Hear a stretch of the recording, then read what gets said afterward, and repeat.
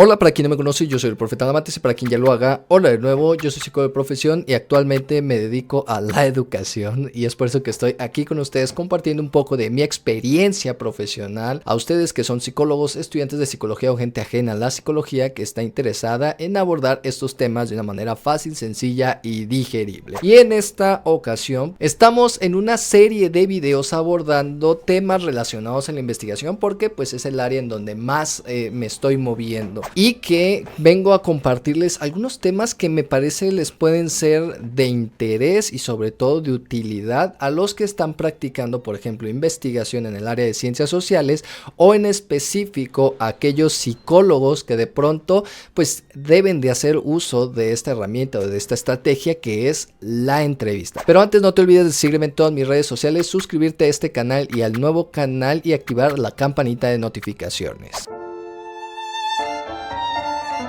En un video anterior hablamos sobre lo que es y la importancia de la entrevista para tanto nosotros los psicólogos como para investigadores del área de ciencias sociales, inclusive para aquellos que quieran hacer algún análisis cualitativo en sus proyectos de investigación. Así que en esta serie de videos tocaremos más a detalle los elementos que debemos tomar en cuenta para hacer una buena entrevista y con ello pueda sorprender al mundo.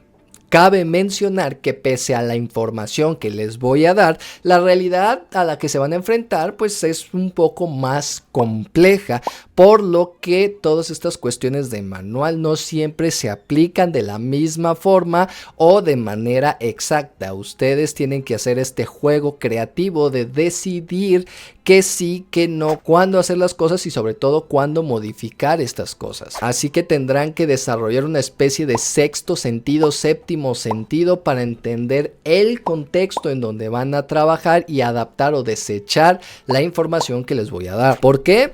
Pues porque, como ya les dije, la realidad es muy compleja y hay variables que van a estar fuera de nuestro control que necesitamos tener en cuenta, digamos, como un plan B, un plan C, antes de comenzar como todos estos elementos. Y habrá variables que puedan modificar la forma en que interactuamos y que puedan facilitar o dificultar el proceso de la entrevista. Por dar un ejemplo, como profesionales, como licenciados en psicología o ustedes como psicoterapeutas, me imagino que de pronto hay personas que tienen esta expectativa de que siempre debemos de ser unos profesionales, pero en el sentido de ser serios, ¿no? Y que entonces debemos de regular nuestra forma de vestir de una manera súper formal, y la forma en que hablamos siempre debe de ser impecable. Pero la verdad es que se van a topar contextos en donde vestirse de una manera formal, con traje, con corbata, o con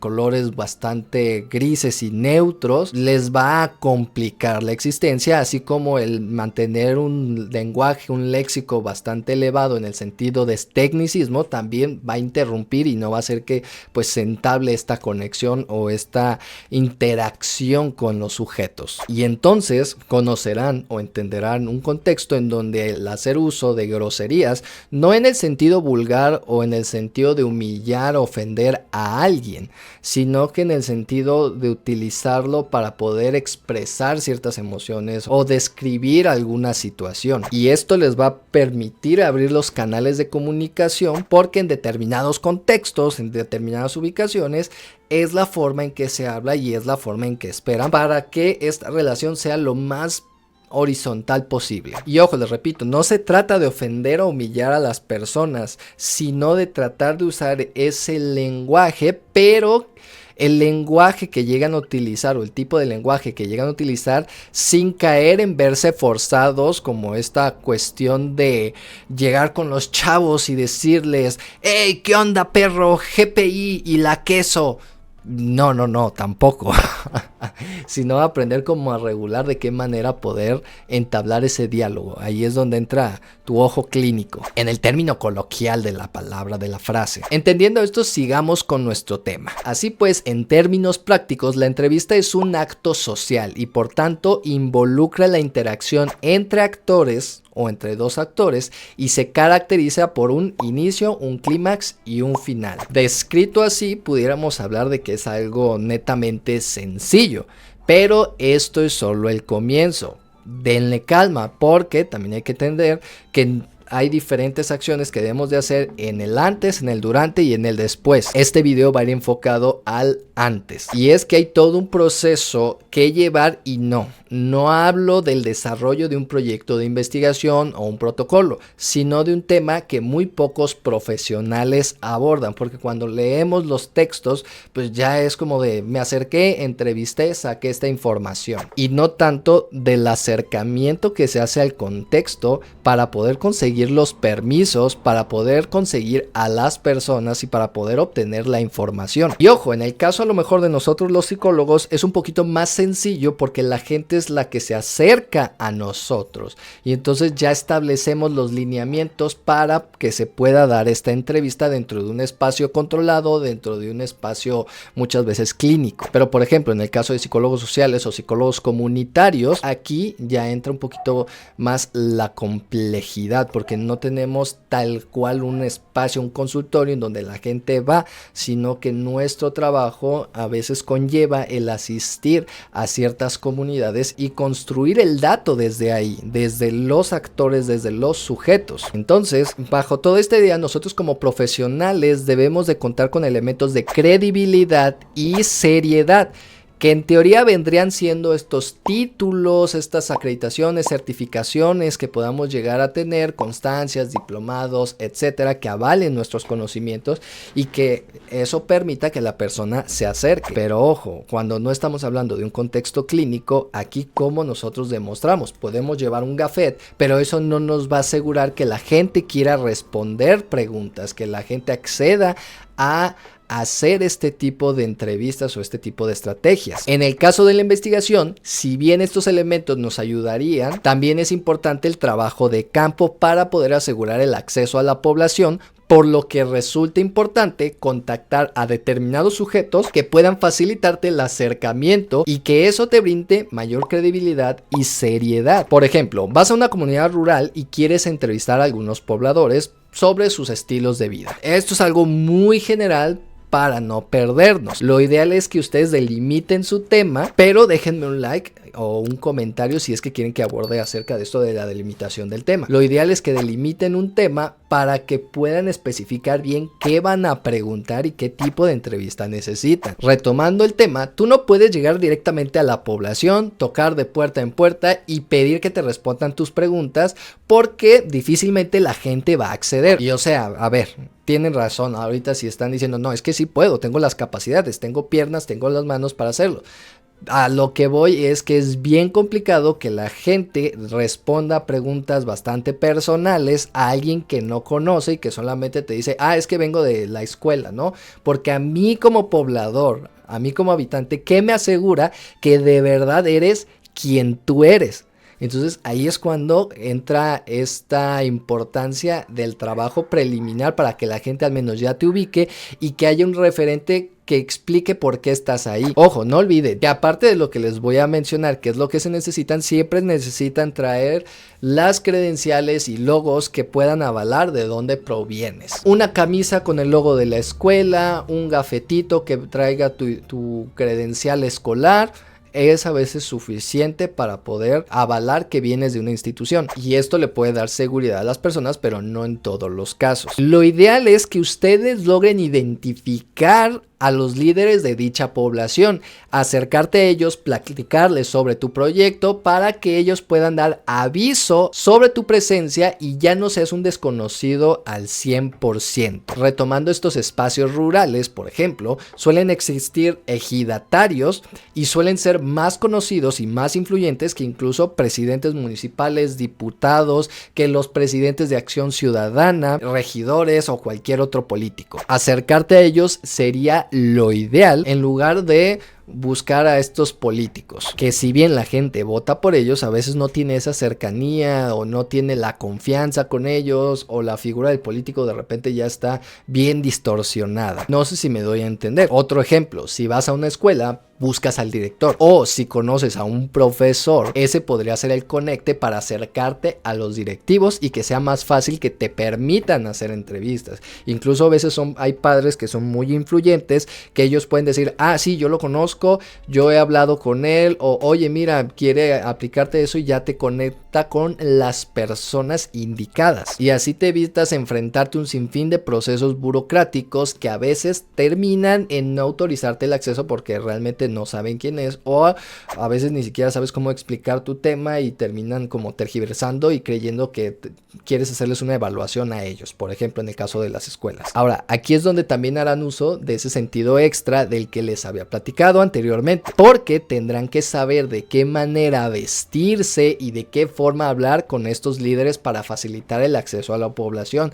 Hay momentos en donde van a tener que ponerse un saco y una corbata, adelante. Habrá momentos que a lo mejor este tipo de vestimenta que traigo es suficiente por el contexto y a lo mejor el ponerte un saco pueda dificultar estos procesos. Hay momentos en donde debes de ser muy técnico, hay momentos donde tienes que ser un poquito más coloquial, pero ustedes tienen que ir entendiendo y leyendo estos contextos. Por ejemplo, si vas a una entrevista de trabajo, me imagino que tienes la idea de que debes de ir con traje formal y pudiéramos seguir esta misma lógica para ir a entrevistar, pero la realidad es que vestir formal no siempre nos va a ser funcional porque esto puede generar un sesgo y es que las personas pueden sentirse intimidadas y eso las lleve a que modifiquen su forma de hablarte y su forma de responder, que puede ser una inclinación hacia lo que ellos creen que tú quieres escuchar e incluso piensan mucho las palabras porque como tú eres un licenciado y a lo mejor estás en un contexto en donde hay personas que no tuvieron acceso a una educación